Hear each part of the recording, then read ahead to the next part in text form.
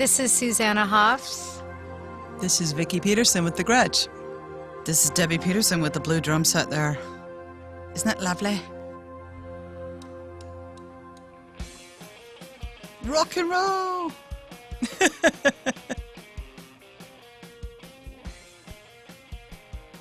And this song we started playing when we first found each other, and we were playing in clubs, and I remember working at a little ceramics factory and having the radio tuned to KRth 101, and I heard this song, Simon and Garfunkel's version, of course, and talking to you guys about, wow, this is a perfect song for the Bangles.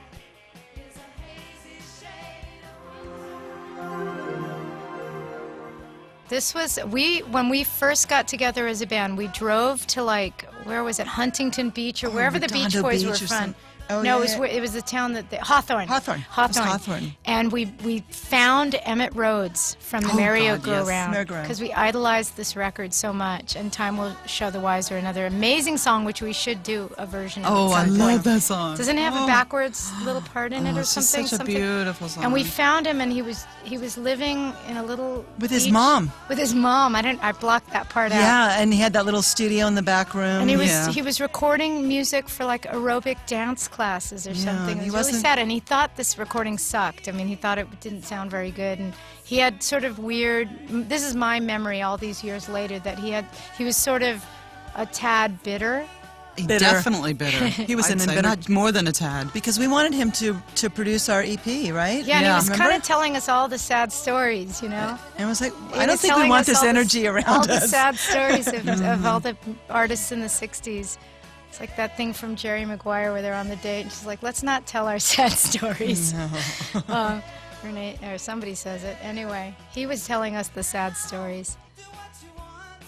But this song I've always loved this song so much. I just remember playing this song on the beach for my 20th birthday party That's in Malibu. before I knew you, or did I That know was you? when I knew you. first Oh met God, you. I knew you when First you were met- such a young lady. And we all were like in our little bikinis. That's right. You remember that? And we were Do you remember sitting that? on the beach Do you in a remember I big brought- fire, do you and I was remember I brought- singing this song, I remember playing that. guitar. Totally. Do you remember remember that. who came with me to that party? Erin Gilmore. Yes, Who was Linda right. Ronstadt's niece, who worked Right. at the Yes. ceramics factory with me. We were factory girls. Yeah, Like I the do Stones remember that song. now. That's We were, right. we were young factory, Factory girls. girls.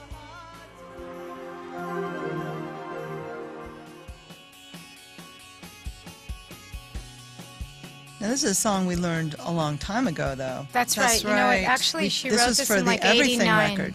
This was right. going to go on the Everything record, and for whatever reason, didn't. I always loved playing this one live. Yeah, it's really So fun to play. driving, cool song. So fun to play.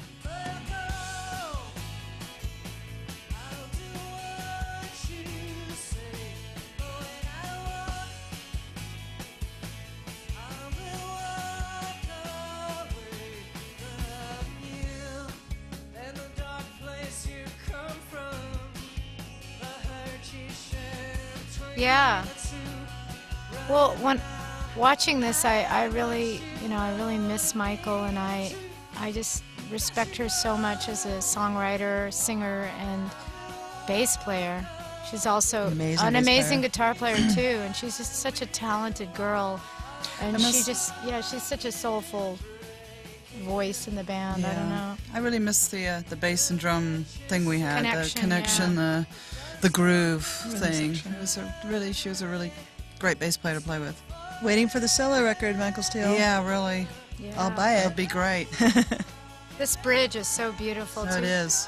That melody is just, she really wrote from a very deep place too. Always just an intense voice.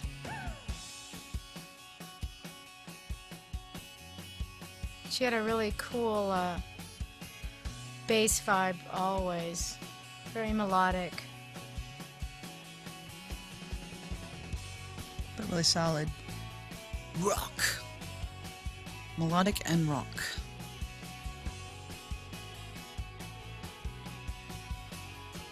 I just think something about the life of being in a band and the sort of, I don't know, the world of it, just trying to make decisions by committee and Community all of that. life. But community life Yeah. is hard for anybody, but I think it was ultimately just something she didn't feel like doing, and we're just happy for her that she's gone on to do her own thing. Oh God, we used to have the best tours of England. I know. Robert Plant used to come to our shows. We used to call him St. Bob. Because every time he showed up, we'd have a really great show. One time we were sitting out in a van, and he In comes some up little to the minor door, town and I thought he was north of England. You thought he was Where was that? David Coverdale or something. Oh my God. I couldn't believe it was really Robert Plant. I mean, why would he Susanna, knock on the door of our van? David Coverdale. Oh my God, please. Yeah, and he said, "What time's the band going on?" We're like, "Oh my Oh God." my God, it was so amazing. And then after that, he came a few times, and people would just come over and say, "St. Bob's in the house." Right. Oh, it was So code. great. It was Oh code for God. Robert And Plant, he too. used to love our version of 7 and 7 Is by Love, the Yeah. band Love, Arthur Lee. We have to thank our friend Spock, who actually turned us on to Katrina and the Waves early on, and played me this song. Really? Early, before When you and Mickey and Spock were all living That's at right. the house on the Crescent Spock Heights? Hotel on Crescent Heights. Wow, forgot about that. And she picked out this song, and she said, "You guys should do this." What was the weird dog food incident there at the Spock Hotel? Okay, I don't remember a dog food incident, so maybe I was out of town at the moment. Remember the dog food story, Sue? I don't remember that I one. had a dog, and like Mickey had a dog, and there was something about dog food. Did you? Sorry. You didn't have a dog at that Yeah, I time. did. I had Rosie. It was didn't pre. I? No. This is pre-Rosie. Pre-Rosie. Oh, This is way. That's pre-Rosie. another dog food incident. maybe it was her dog. I don't know. She didn't have a dog yet either. There were no dogs at the Spock Hotel. Okay, you sure? I'm positive. Oh, okay.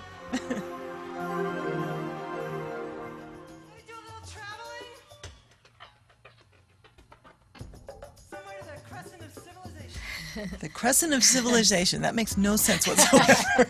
It's the crescent roll of civilization. I thought you were going to say, like, the crustacean something. I don't know. I don't even know what that means. The fertile crescent of my mind.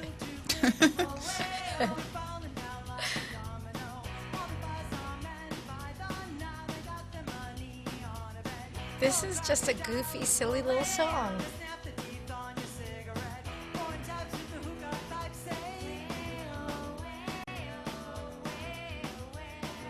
I heard this song when David Kahn, our producer at the time, played it. He played at it for us at CBS. rehearsal. Yeah. Played it for us I at think rehearsal. I heard it at his office. Oh, you might have had a private meeting, I but had the a- rest Oh, of you us heard it probably at did. rehearsal. I don't remember exactly. Yeah. But Okay. I do remember hearing it for the first time at rehearsal. It might. I don't remember where it was when we were at. What was that place on Pico or Olympic? I don't remember. She doesn't believe me. Don't. Anyway, Go on, what spin was your yarn, Cool about it, tell your what tale. was cool about it was, well, it was written by this guy Liam Sternberg, who was a cool guy, who had worked with Chrissy Hine, and he had come from wherever in Ohio she's from. I don't know. Akron. And this girl was singing it. Marty Jones. Marty Jones. Jones. One of And the she greatest had this American singers. Great deadpan, So good. cool deadpan Very voice. cool Very, voice. I don't know. It just had a vibe to it. We thought it was kind of an odd little song. It wasn't exactly It was so completely other. bangly than- or anything. We'd already finished most of the record, and this was brought to us like, well, here's something completely different.